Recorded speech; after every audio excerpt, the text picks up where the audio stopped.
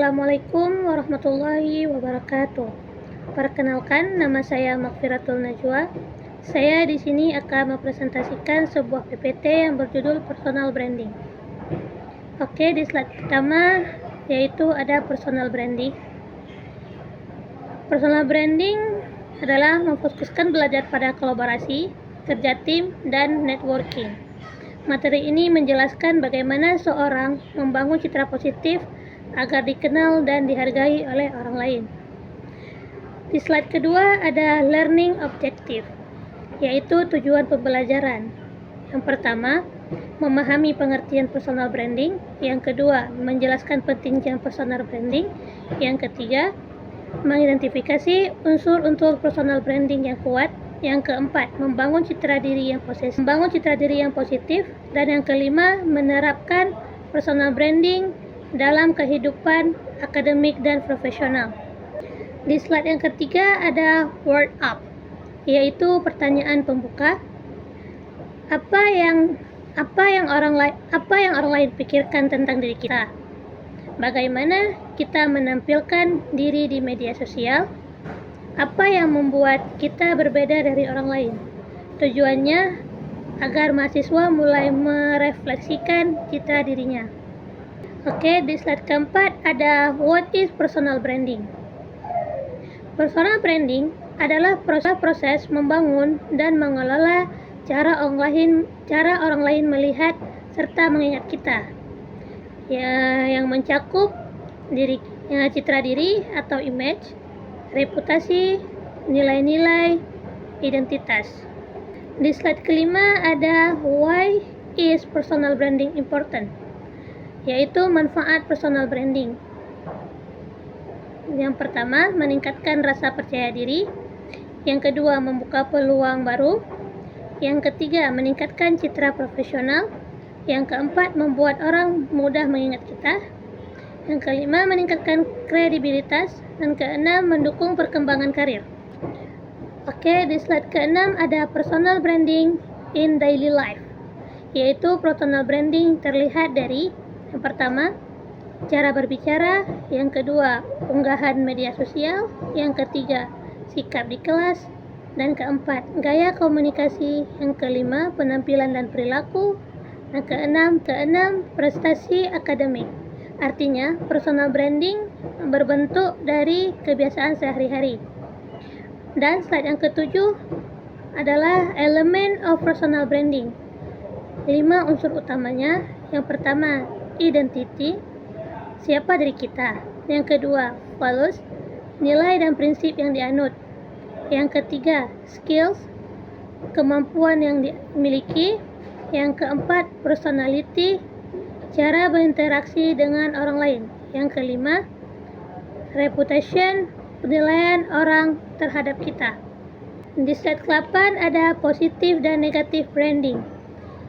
Branding positifnya bertanggung jawab, sopan, jujur, profesional, dan mendukung orang lain.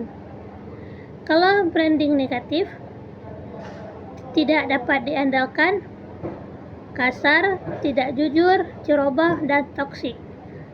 Perilaku yang konsisten akan membentuk kesan yang diingat orang. 9 ada discovering your strength, yaitu pertanyaan untuk mengenali potensi diri. Yang pertama, ada apa kelebihan saya?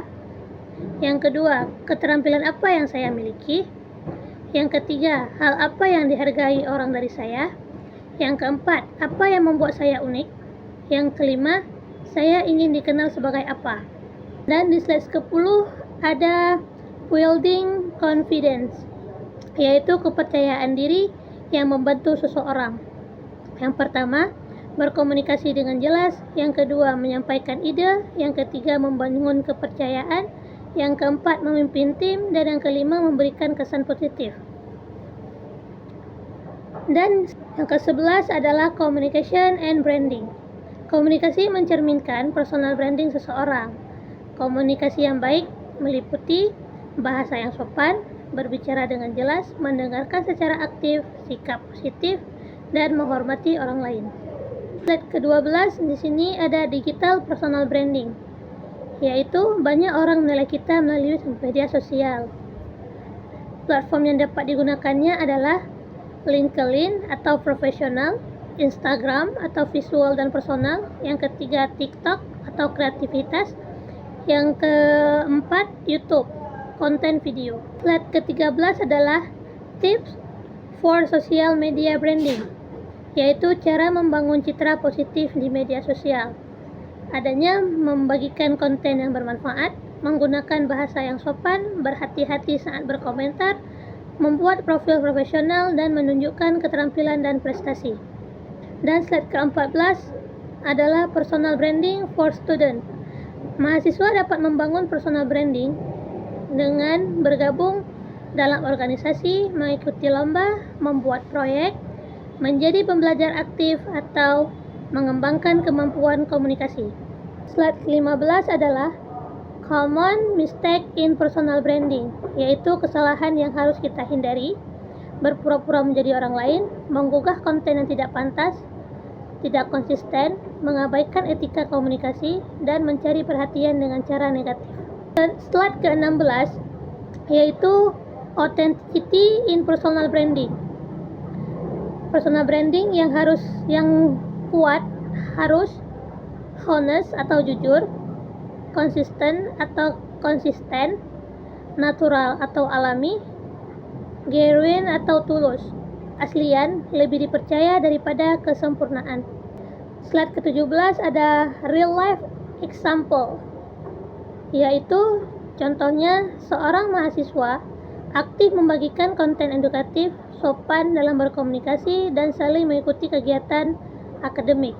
Hasilnya, lebih dikenal banyak orang, mendapatkan kepercayaan dosen, dan mendapat peluang magang. Slide ke-18 adalah how to improve personal branding, yaitu cara meningkatkan personal branding adalah memperbaiki komunikasi, terus belajar, membangun kebiasaan positif, menghargai orang lain, menjaga konsistensi, aktif dan produktif dalam kegiatan. Slide ke-19 adalah discussion activity, yaitu pertanyaan tentang diskusi. Yang pertama, mengapa personal branding penting saat ini? Yang kedua, bagaimana media sosial memengaruhi personal branding? Yang ketiga, personal branding seperti apa yang ingin kamu bangun? 10 adalah conclusion, yaitu kesimpulan. Personal branding adalah cara orang lain melihat kita. Perilaku membentuk reputasi, komunikasi dan konsistensi sangat penting. Media sosial berpengaruh besar terhadap citra diri. Semua orang dapat membangun personal branding yang positif. Penutupnya adalah cerita yang orang lain katakan tentang dirimu ketika kamu tidak berada. Assalamualaikum warahmatullahi wabarakatuh.